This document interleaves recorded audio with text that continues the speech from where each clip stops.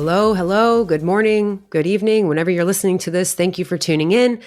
In this episode today, we are going to talk about something that we all do as humans and is probably one of our biggest roadblocks to getting what we want in life. And one of the reasons I started this podcast was to shine a light on some of the really common issues that we have as human beings, the things that so many people struggle with, for the big overarching purpose of understanding the roadblocks to having big, beautiful, powerful impact in our lives. Because I truly believe that when we learn how to harness our impact, we can gain this power to create the life we want. I truly believe that being impact ready allows you to get what you want in your life because of all the things that implies. Understanding your impact implies that you take ownership of your life, that you're prepared to show up, that you're aware of the energy you bring into a space, and you're consistent with it. And the reason this is so important is because when you do this, it allows you to feel more joy and satisfaction and fulfillment every day. That matters, right? That's why we're here. Your relationships get stronger, and therefore you have deeper connections with people. And then you have more opportunities as a result of that. Your influence spreads, and other people can then pick up the torch and have powerful impact. Quite literally, your impact makes the world a better place. So this is so important in the big scheme of things. But I'm always thinking about what gets in the way for people.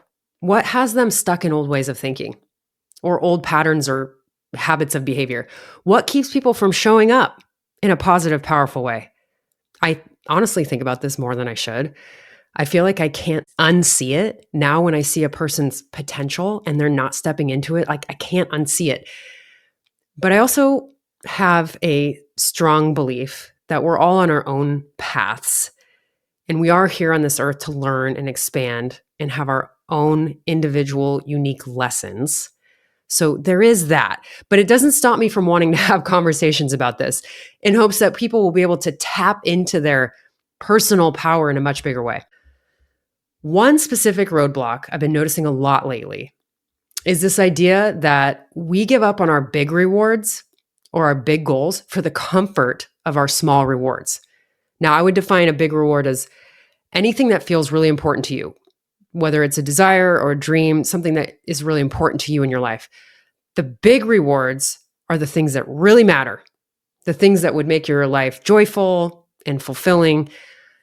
And it seems wild that we would choose pennies over dollars, that we would choose small rewards over big rewards, but we do it every day. And I see it all the time. And this is most apparent to me when people are saying things like, I know this thing doesn't help me, but I just keep doing it.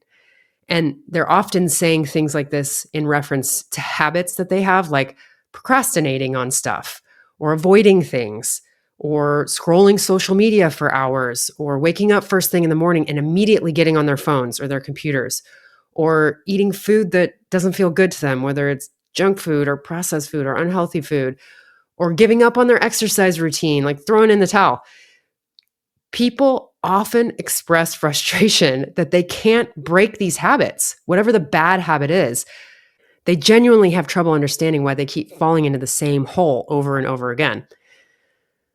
So the question that I ask clients when we get into these conversations is this: what is this thing giving you?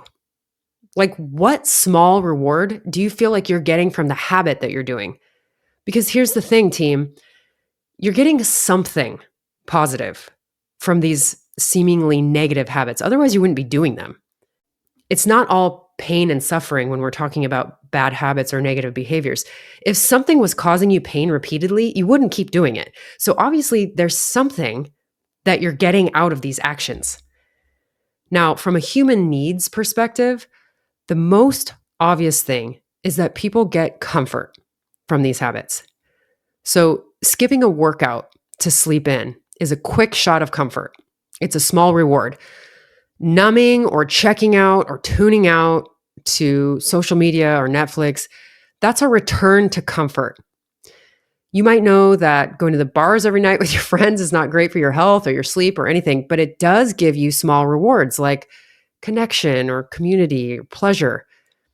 When people have a hard time managing their schedule, they say to me, I'm so busy, so much on my plate.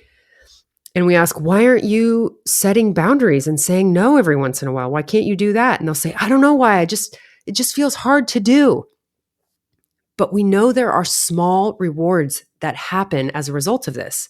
It could be the dopamine hit that you get when you make someone happy by saying yes to them. It could be avoiding conflict. That's the small reward. It might be feeling valued or worthy because somebody asked you to do a task. It might be a little shot of pride that you feel when you're feeling really productive. It could be the badge of honor that we feel like we get to wear because society tells us that busy equals better or busy equals more worthy. There's so many examples of these small rewards that we get. And here's a few other sneaky little examples. So one of those is joining in on gossip or criticizing somebody. That gives us a quick dopamine hit. It creates a sense of connection with people that you're talking with, even though that connection is built on a crumbling foundation. It does give us a little hit, right? It might make us feel a little better about ourselves. Another one is overworking. Overworking gives us small rewards. It does. It gives us comfort in a lot of ways. It might give us a sense of pride or worthiness. It might make us feel valued. It might make us feel more important. It also allows us to avoid things because if you're a workaholic, it can be a way for you to avoid things like dealing with your home life or your relationships or conflicts or your health. Another one is endless consumption of content. And this is easy for us to get into, especially with so much information at our fingertips with social media and news. The endless consumption of content often rewards us with comfort because it's like we're saying, oh, I'll just keep learning. I'm just going to have a little ease here because I'm not having to put myself out there. I can feel a little more safe just by consuming knowledge rather than having to go out and actually create something. It gives us that small reward, maybe of feeling more knowledgeable. And again, this is another example of where we might be avoiding doing the actual work, like the work of creation. But all in all, there's a tipping point where these things are not helpful anymore. And it just takes away from our ability to be an active participant in our life. Now, obviously, there are thousands of variations of these scenarios. You can probably think of a lot more.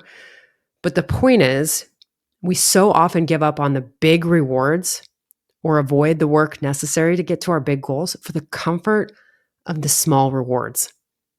And the thing about small rewards is that they're quicker. We can acknowledge that. They happen more instantaneously, but they are short-lived. And pretty soon, you need another source of comfort, and then another one, and another one. So it can become a vicious cycle of forfeiting what you really want for these short-term prizes. I'll give you an example. I run a group coaching program called Next Level Nutrition, and it's for people who want to heal metabolism and learn how to eat for their bodies. And for anybody who graduates from this program, they're eligible to join our mastery group where we focus on a little bit more of the mindset coaching. And in one of our meetings recently, there was a client who was really struggling. And they were saying, I just keep eating things that don't make me feel good. I keep choosing these comfort foods that I know aren't good for me. They're not healthy. I keep going for the wine every night. And I can't understand why I keep doing this. And so in this meeting, we asked okay, what has you doing these things?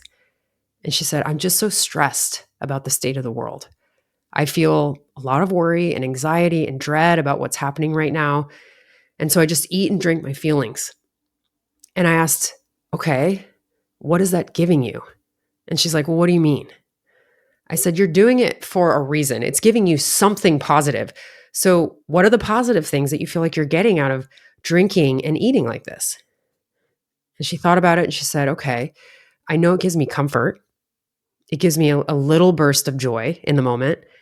It gives me distraction from my emotions. And so we talked about that, how she was getting some small rewards from these things, even though they were taking her away from her bigger goals. And she knew what her big goals were. And I asked her, how long does the good feeling last for you after you do these things? She said, oh, well, it only lasts a minute, a couple minutes, maybe an hour at most. And then I'm right back to my stress and anxiety. And it was just a perfect example of how often we choose the comfort of these small rewards and they're short-lived.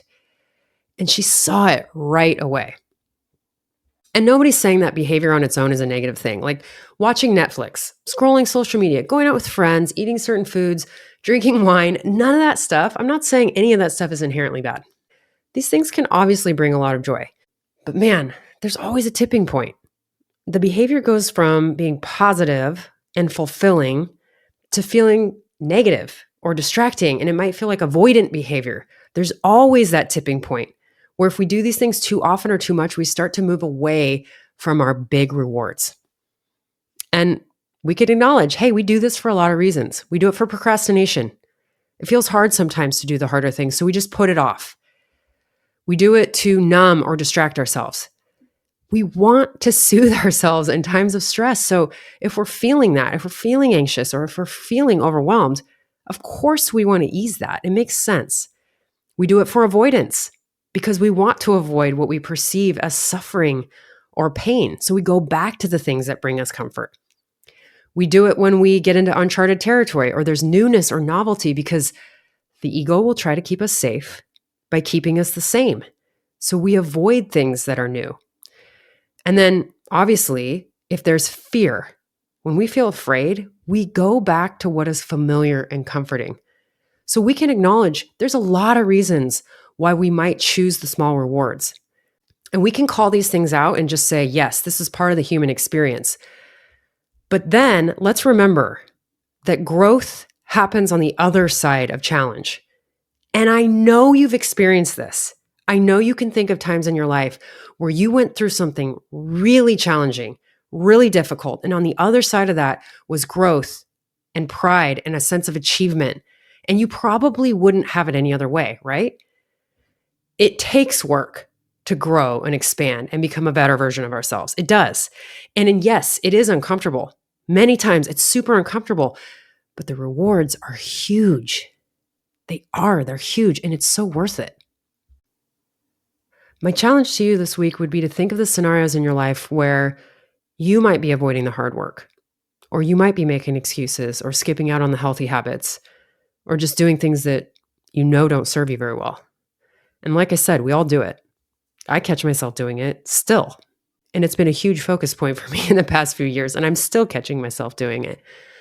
But where in your life are you choosing the comfort of small rewards over your big rewards? And then ask yourself this question, what does it give me? If I'm doing this bad habit, if I'm skipping out or avoiding the hard work, what small comfort does that give me?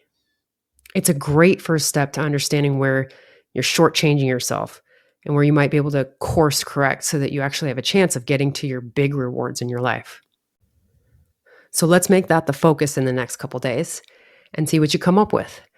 I appreciate you being here and listening and being willing to look at where you might be choosing those small rewards.